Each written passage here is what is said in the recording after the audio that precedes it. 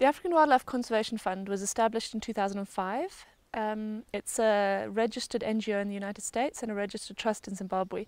And it was set up with the prime purpose of large carnivore conservation in southern Zimbabwe. We focus specifically on the African wild dog, but we do run programs that monitor the conservation status of all the large carnivores.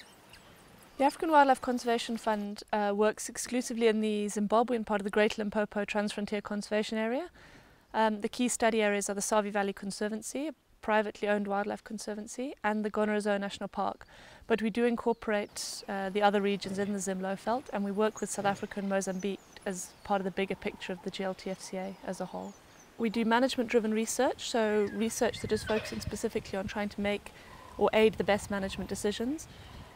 What we call active hands-on conservation, which is things like taking snares off wild dogs, removing wire snares from the field, rabies vaccination campaigns with the domestic dog population to stop the disease spreading.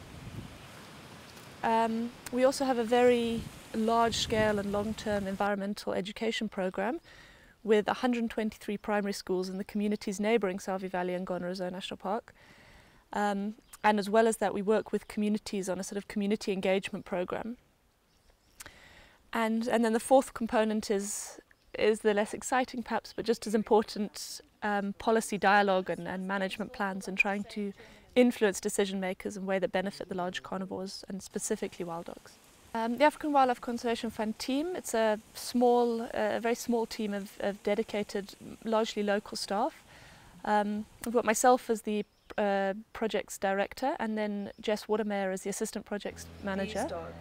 And then we have a team of 4 local scouts, some of whom have been, or 2 of whom have been with the project for 18 and 15 years respectively. So they're really old hands. And we've got a full-time education officer, Victor Chibaya, who spends his time in the communities full-time working on the education and outreach programs. And we support a number of both local and international students from undergraduate up to PhD level. There's really no such thing as a typical day for the AWCF team. It can be as mundane as spending the entire day in front of a computer doing the reports, the funding applications, the management plans, etc. But it can also involve an early morning radio call with a report of an injured or snared dog that we have to rush out and try and locate and dart for snare removal. During the denning season, we do a lot of work with the camera traps which we have at den sites. It's a fairly constant round of changing camera traps and changing batteries and monitoring the packs at their dens. The Scouts' days tend to be a lot more typical. They spend their whole time trying to locate wild dog packs, either using the traditional spoor tracking or radio telemetry if the packs are collared. If they'd find a pack, they try and get a good look at them, a good count of numbers, and check if there's any injuries or snares. Then they'll radio us, and if we need to locate the pack or come and see the pack for any reason, we'll go off and join them.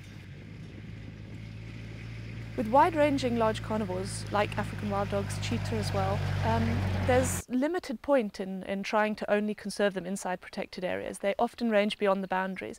And as such, engaging with the communities and trying to educate the next generation to successfully coexist with and tolerate and even benefit from these large carnivores is absolutely vital.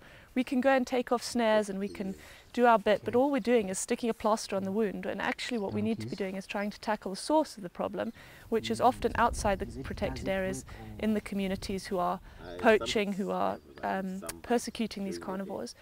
So the African Wildlife Conservation Fund has a very strong education and community engagement program, which is in itself very multifaceted.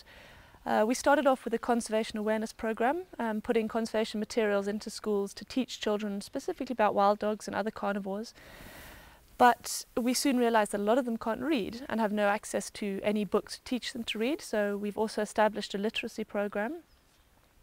In addition to that, we show them DVDs, which is a very, very powerful tool for getting a conservation message across to children that otherwise have never seen a TV or a movie. And we also show DVDs in communities as part of a mobile library system that we have going around in the communities surrounding these protected areas to try and bring the adults on side and also provide a forum for them to be able to discuss issues, discuss their problems. And the educator who drives that library is very capable of trying to help them solve their problems, some of their conflict with predators, teach them about how to successfully protect their livestock from predators to reduce conflict. We run a secondary school scholarship program, taking students from some of our most engaging primary schools and putting them through secondary school in the hope that they will become ambassadors for their communities, for large carnivores. We run field trips with them, we run leadership training courses with them, so that hopefully ultimately they are at least part of the future of large carnivore conservation in this area, because we need that local capacity.